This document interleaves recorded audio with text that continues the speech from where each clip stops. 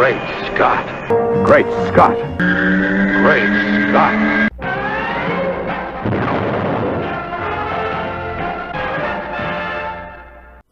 Hello everyone and welcome to a fabulous episode of Great Scott. I'm Scotty B.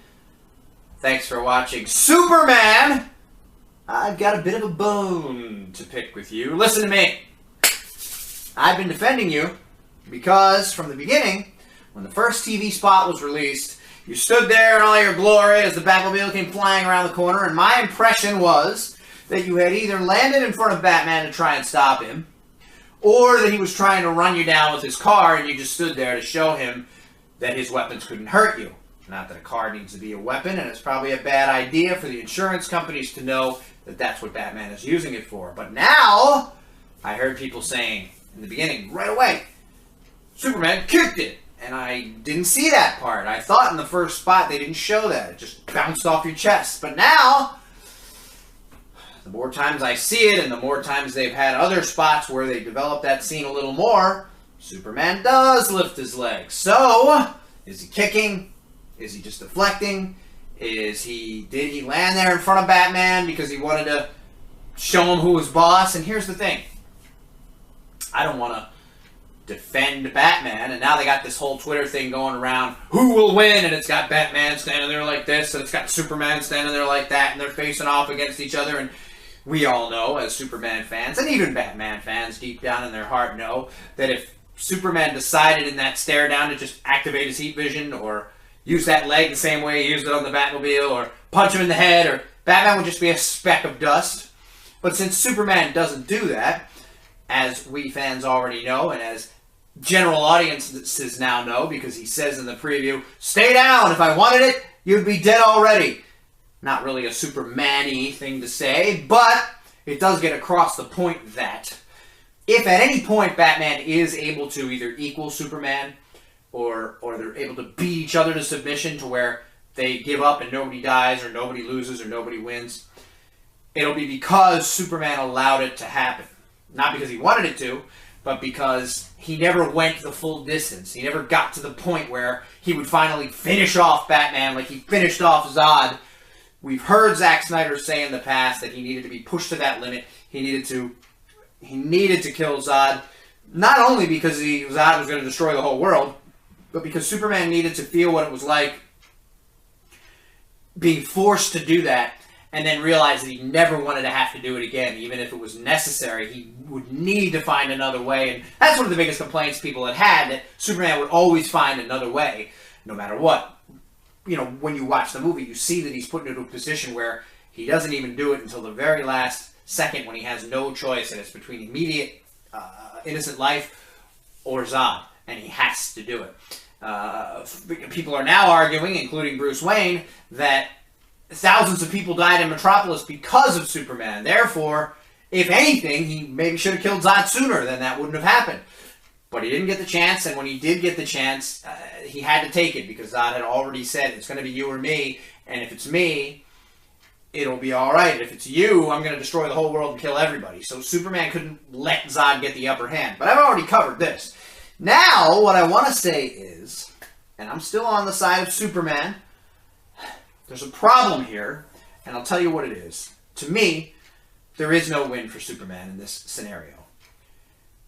If Superman wins, then people just go, well, he's a bully, and he's picking on Batman, and he's got superpowers, so of course he should win. If Batman wins, then people go, what a pansy. Superman can't even beat a guy dressed as a bat, because Batman's way cooler, and we knew that going in.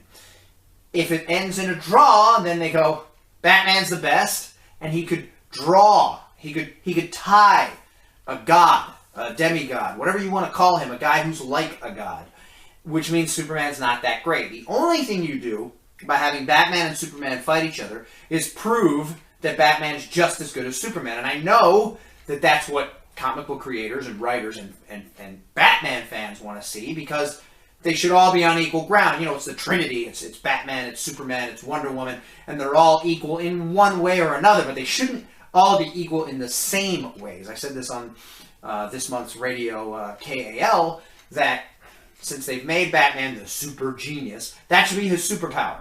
And he has martial arts and stuff, but he shouldn't be able to physically best Superman, especially if they're going to make Superman the dolt of the bunch, which sometimes writers tend to do. I don't get that.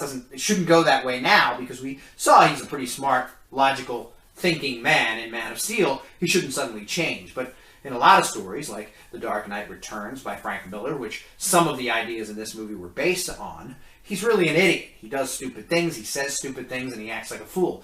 And Superman is not a fool, and he doesn't act stupid, and he doesn't say stupid things.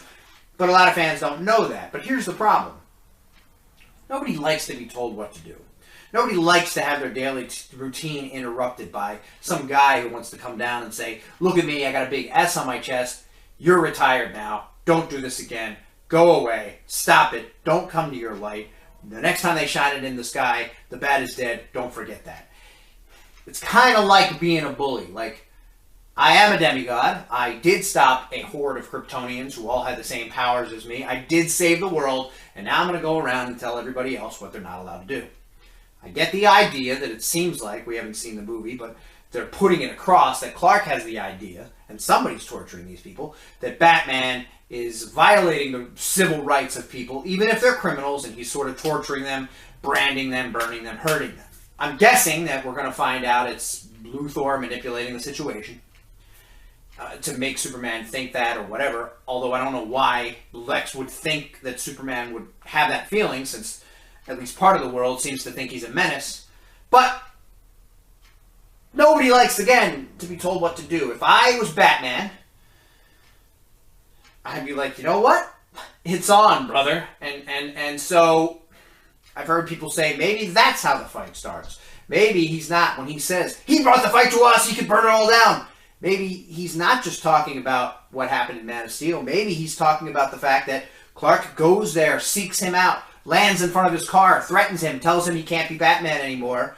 And then Batman goes back to Alfred and says, he brought it to me, he said to me that I can't do what I do. Who is he to tell me I can't do what I do? Other than a bully who's threatening me to say, if you keep doing what you're doing, you know what I can do, so back off.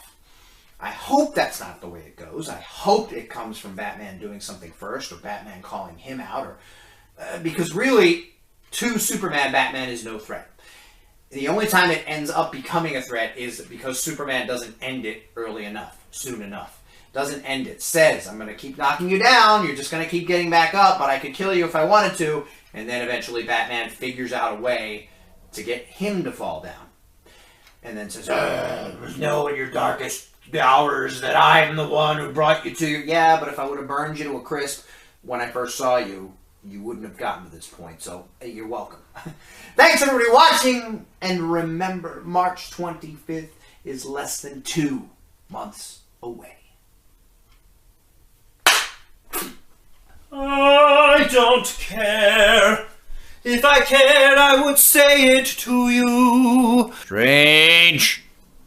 Everything seems to be right. Home. And I've been working like a slob. It's been a hard day's night. I should be sleeping like a dog. Yeah.